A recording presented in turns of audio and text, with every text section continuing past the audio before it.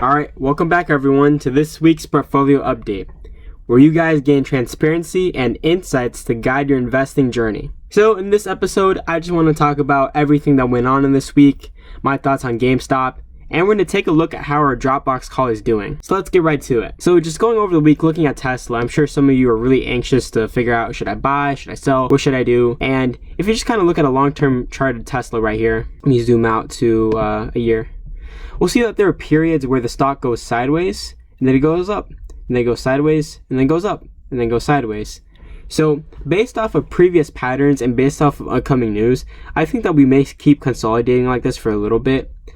What we're mainly looking for is for a wedge pattern, and I'm not the one to come up with this. In fact, there have been many other people who have come up with this, but technically a wedging means that these candles end up becoming smaller and smaller and smaller, and it's kind of like there's a pressure underneath and a pressure above pushing them into a corner, and it's gonna force the next leg up.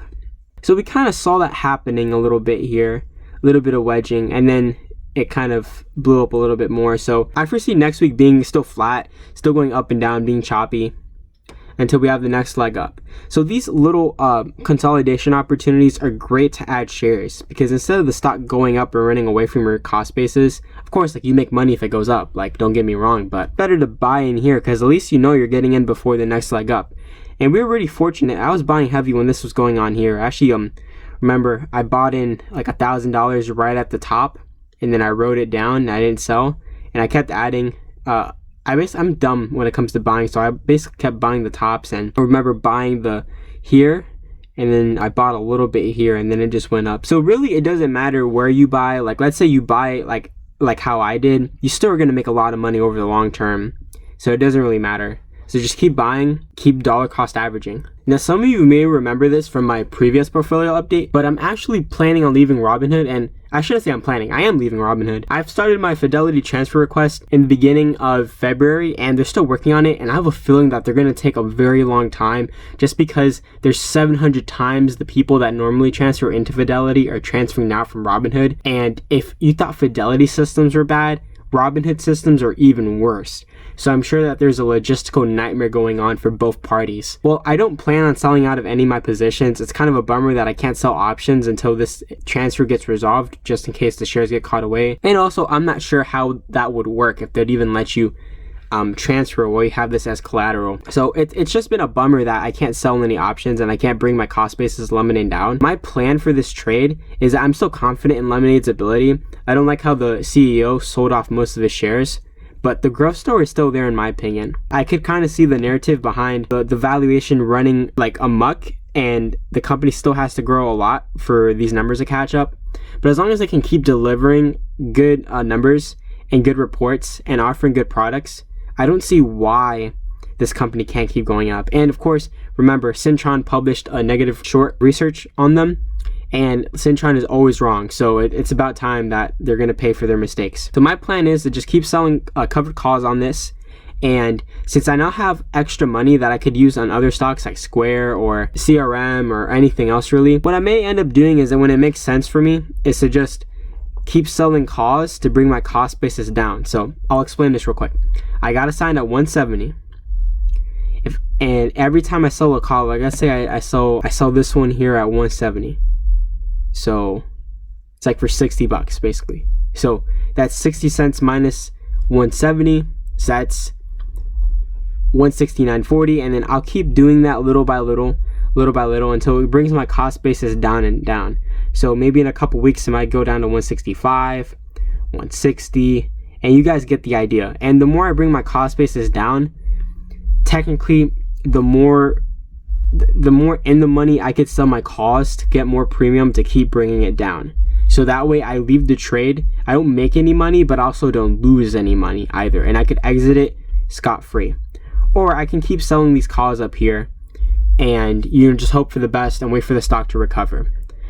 I honestly have been losing money by doing this strategy. It's one of the downsides of the wheel, that you can get stuck on really bad strike prices. And I've learned my lesson of just trying to make $1,000 a week and try to get the lowest strike price possible that you can, just to give you that extra security. It's not like you're going to lose money, but you are missing out on opportunity. This week has again been pretty choppy. As my portfolio is mostly in Tesla, whenever Tesla moves, so does this. So it's extremely correlated to Tesla, and we see that there's been highs and there have been great lows in this portfolio, but I'm not letting any of this bother me. I'm not getting fed up with how my portfolio hasn't gone anywhere. I mean, I'm still up for the week. I'm still up $391. That's like some of your paychecks right there, and I'm happy with that. There just comes times where the stock market trades sideways, and that's a good opportunity for you to add, a really good opportunity for you to add before the next leg up. We're not sure when exactly it's going to come. I think that definitely by next earnings, Tesla, if they blow it out of the park, we might see the next come up, or when they release some good news, we might see the next run up. But I think it's honestly pretty healthy for Tesla to kind of consolidate around these levels and to not get too ahead of itself. This is for a couple reasons. Number one, yes, when it goes up, I make a lot of money and I'm happy. But for some of y'all that are just starting off, if Tesla goes up a lot, like your $100 are going to buy you less and less. So if it can maintain itself around a healthy range or even go down, then your money can get you farther. And I think that that's more beneficial for my viewers over the long run. A note on GME, I'm still holding. I don't want to say that the short squeeze is over. There's evidence to suggest that it's still there. But GME, to me, has kind of turned into, let me put it like this. GME has kind of turned into a long-term investment for me because I never plan on selling it. The $4,000 I invested in GME was just to prove a point. You know, it wasn't ever about the money, but it was about standing up for retail investors. While I'm not selling, I can appreciate what is going on under GameStop's hood. For your information, I am down quite a bit here. I put in $4,000 and I basically lost $3,000. But I'm not panic selling. I'm not going to sell it at all. If anything, I can just sell it at break even down the line, or it can just go down to zero and I can write off on my taxes. It's whatever. What Ryan Cohen has been doing and what the board is positioning GameStop to be, a really, really good turnaround story, has gotten me really excited. I've been watching some interviews of Ryan Cohen and just like his experience, the way how he took on Amazon and dominated in his niche, as well he has Amazon executives and his Chewy crew on the board. And he's been following a lot of different gaming companies like Steam and EA Sports. I see GameStop in 5 years being a lot different than what it is now and providing a reasonable turnaround growth story. So I'm really excited to see what's been going on. And for comparison's sake, let's go to Chewy real quick, which is Ryan Cohen's original company before he left. Chewy right now, they sell pet food. They're like the pet food of Amazon, and they have a $43 billion market cap. Right now, GameStop is only worth $7.5 billion.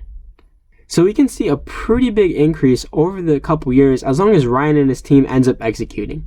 At this point, I don't know if the squeeze is over yet. I can't really tell, but we have lost a lot of momentum and a lot of people have sold out of fear. So to me at this point, this is really just a long-term call option on Ryan Cohen and the board and seeing how well they can execute. In other words, the success of GameStop is determined by the board and by how well Ryan Cohen can execute. Last but not least, let's look at the underdog of this show. Let's look at who came out of nowhere and blew everyone away.